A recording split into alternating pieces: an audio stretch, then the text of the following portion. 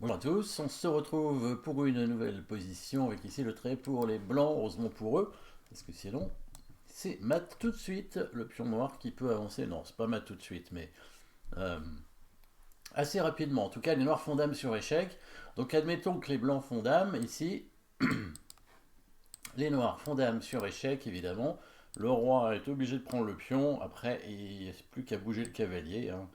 On peut par exemple prendre ce pion, faire échec.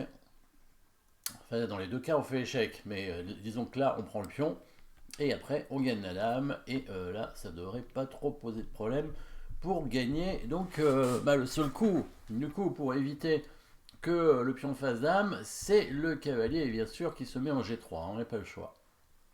Et là, ce sont les blancs qui menacent de faire dame. Donc, les noirs n'ont pas le choix non plus, finalement, ils sont obligés de prendre le cavalier, comme ça, ils peuvent faire dame au coup suivant. Là, les blancs ne peuvent pas l'empêcher. Donc là, si les blancs prennent le cavalier, évidemment les noirs font dame et ils se retrouvent bien embêtés. Donc les blancs font dame, logique, hein. Et bah, les noirs aussi, hein, parce que bah, ils ont une dame de moins, donc ils ont intérêt à faire dame en faisant échec. Et bien sûr, bah, les blancs sont obligés d'échanger, puisque la dame blanche est sur la diagonale de la dame noire. Donc on échange les dames. Et le cavalier prend, voilà. Donc là, on pourrait se dire, bon, bah, il n'y a plus beaucoup de pions sur l'échiquier. Par contre, si les blancs prennent le pion en G4, hein, le cavalier va pouvoir reprendre le pion ici et revenir sur l'autre pion des blancs, le pion passé, et il reste quand même un pion chez les noirs, hein. Donc ça doit être perdant, puisque le cavalier revient rapidement, plus on fait échec. Roi bouge, cavalier, bah là le pion est tout de suite perdu, puisque s'il avance, il y a une fourchette.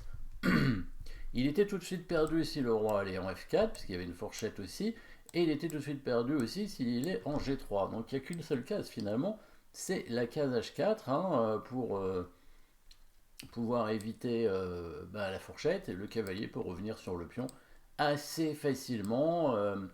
Ici, on peut bouger le roi. Si le pion avance, évidemment, il y a le cavalier qui arrive. On peut avancer le pion d'abord, éventuellement. Voilà. On peut même continuer si on veut. De toute façon, ça ne change rien, hein. Et après, le cavalier vient là pour contrôler la case de promotion. Ensuite, il n'y a plus qu'à avancer le pion tranquillement. Bon, là, ça va être facile, hein. Même si le cavalier est bloqué à la défense là-bas, c'est pas grave. Les noirs ont un coup d'attente, évidemment, en bougeant le cavalier. Du coup, ici, voilà, dès que le roi vient là, évidemment, on ne fait pas roi G3 parce que sinon les blancs font dame, le cavalier est obligé de prendre et ses pattes, mais le cavalier fait simplement un coup d'attente, hein, on attend sur la case de promotion, et les blancs sont obligés de jouer le roi. Du coup, le roi noir peut protéger la case de promotion. Donc voilà, donc ici, ça veut dire que le roi blanc ne peut pas prendre le pion, donc on va essayer d'aller à dame avec le pion. Voilà, on y va, on y va. Et alors, est-ce que le cavalier peut revenir du coup? Bah non, il peut pas, parce que s'il prend le pion en F2, bah, on va tout simplement continuer à avancer, et là, bah, le cavalier revient pas. Donc, bah, ce sont plutôt les blancs qui vont gagner, logiquement, dans cette finale. Donc, les noirs bah, vont tenter d'aller à dame avec l'autre pion. Voilà, c'est ce qu'ils vont faire. Ils avancent. L'idée, c'est que si les noirs prennent, il y a un petit problème, hein, si les blancs pardon, prennent le pion, ce qui aurait pu être logique, parce qu'on se dit de toute façon, le cavalier il n'arrive pas à rattraper le pion blanc, donc on va du coup en profiter pour prendre le pion, pour être tranquille, pour pas qu'il aille à dame. Sauf que le roi blanc va être dans un réseau de maths.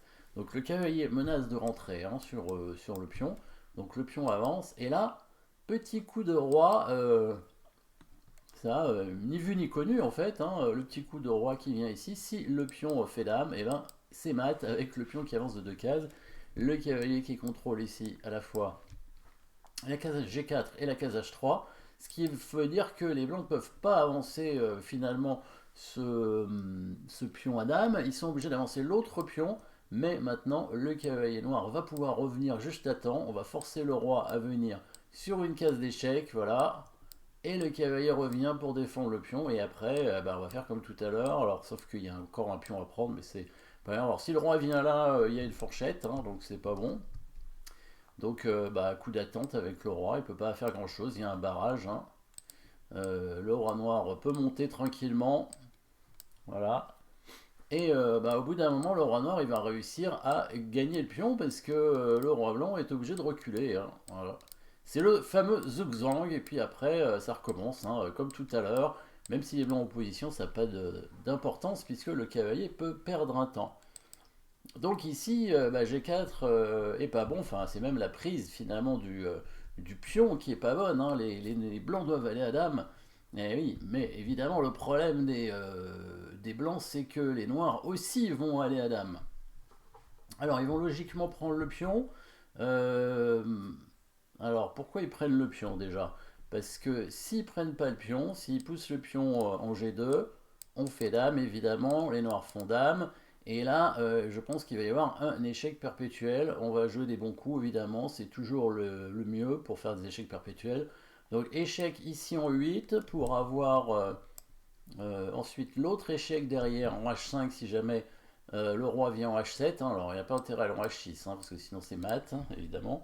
Et s'il vient en H7, on a un échec perpétuel assez facile entre la case 8 et la case H5. Le roi noir ne peut pas s'échapper. Il va essayer d'aller ailleurs du coup. Alors disons roi F6 ou roi F5.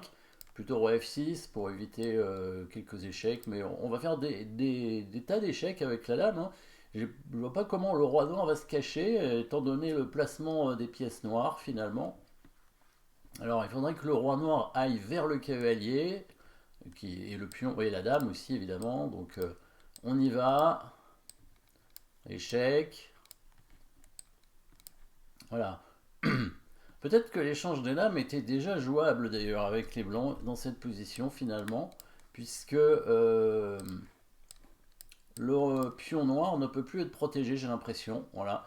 La seule façon de gagner pour les noirs, c'est de conserver leur pion, évidemment. Et là, le cavalier semble trop loin, le roi est bloqué. Voilà, le roi blanc, lui, va venir prendre le pion. Donc en fait, dès que le roi noir s'éloigne un peu trop, finalement, les blancs peuvent proposer l'échange des dames en G4. Alors les noirs vont essayer d'être malins, éviter l'échange des dames peut-être. Je ne sais pas s'ils vont y arriver, hein. À tout moment, il y a une possibilité quand même. Peut-être en F7 c'est mieux. Et en C6, en B7 je veux dire. Comme ça le roi peut pas aller en F3. Alors le roi peut aller en D3, mais il peut pas aller très loin je pense. En fait, à tout moment il va y avoir échange des dames. Les noirs pourront rien faire. Voilà. Dame D2, s'il va vers la dame, on fait échec, il prend le pion, on échange les dames, et le roi va vers le pion. En fait, les noirs peuvent jamais gagner, hein. Le cavalier ne revient pas sur le pion. Alors il peut le défendre, mais il est en prise, le cavalier. Voilà, donc le roi prend le cavalier, après il va reprendre le pion derrière, évidemment. Donc ça veut dire que le pion noir est obligé de prendre le pion blanc. Sinon, sinon, la dame blanche peut faire un échec perpétuel et s'échanger ensuite sur la dame. Donc il prend, on fait dame, et là il fait dame. Donc là la différence c'est que la dame noire va couvrir l'échec, et le roi noir est suffisamment près du pion. Donc si la dame fait échec en E6, eh ben on fait dame F6, échec, hein, et ben là ça sera gagnant. Sur dame E8 c'est pareil. Hein, enfin, sur dame E8, en fait, la dame peut couvrir en F7 a priori. Peut-être dame E8 est jouable quand même. Non, dame E8, le roi, je pense que le roi va venir en H7. Et là, cette fois, la différence, c'est que la dame peut couvrir évidemment en F8. Ce qui fait que là, il n'y a pas d'échec perpétuel en fait. Et le cavalier est toujours là. Alors, est-ce qu'il va résister longtemps, ce cavalier, aux assauts de la dame blanche? Je pense que oui, parce que de toute façon, il peut sortir en étant protégé par la dame noire. Donc ça a l'air d'aller. Voilà, donc il faut faire l'autre échec. Bon, on va voir la différence. Peut-être l'avez-vous vu déjà. Dame G4 échec. Ici, le roi noir, évidemment, est obligé de bouger, hein, ça c'est certain. Alors, il y a 4 cases. Alors, la plus mauvaise, c'est H6, évidemment, puisqu'il y a maton H5. Donc, il en reste 3 autres. F7, H7 et F6. S'il vient en H7 ou en F7, alors, on va voir tout de suite. Et vous avez vu évidemment le coup. Bien sûr, sur F7, que font les blancs? Donc là, on pourrait se dire, on peut essayer de faire un échec perpétuel, mais le roi noir va se cacher. Donc évidemment, on va faire autre chose. Et oui, vous avez trouvé peut-être le pat final avec la dame qui fait échec au bon endroit, évidemment, en F5 pour obliger la dame noire à prendre, sinon voilà, c'est la dame blanche qui prend la dame noire. Et c'est pattes, et oui, le roi blanc n'a pas de case, petite pointe finale ici avec le cavalier qui contrôle la dernière case. Et oui, le roi noir n'avait pas tellement le choix, hein. Alors il pouvait venir en F6, ce qui fait que là on peut pas faire dame F5 parce que sinon c'est le roi qui prend, mais la dame peut faire simplement échec en G5, voire si on est malin évidemment faire échec plutôt en F3, hein, évidemment, puisque le roi noir contrôle maintenant la dernière case ici. Donc la dame noire est obligée de prendre. Et là aussi c'est pattes, hein, le roi blanc est bloqué bien entendu. Donc voilà, finalement bah, on arrive à un patte assez surprenant au départ. Hein, il y avait quand même pas mal de pièces. Hein, même si le roi était un petit peu bloqué, il y avait quand même 3 pions, le cavalier. C'était pas évident de faire un patte dans cette position. Merci d'avoir suivi cette position. N'oubliez pas de vous abonner et à très bientôt.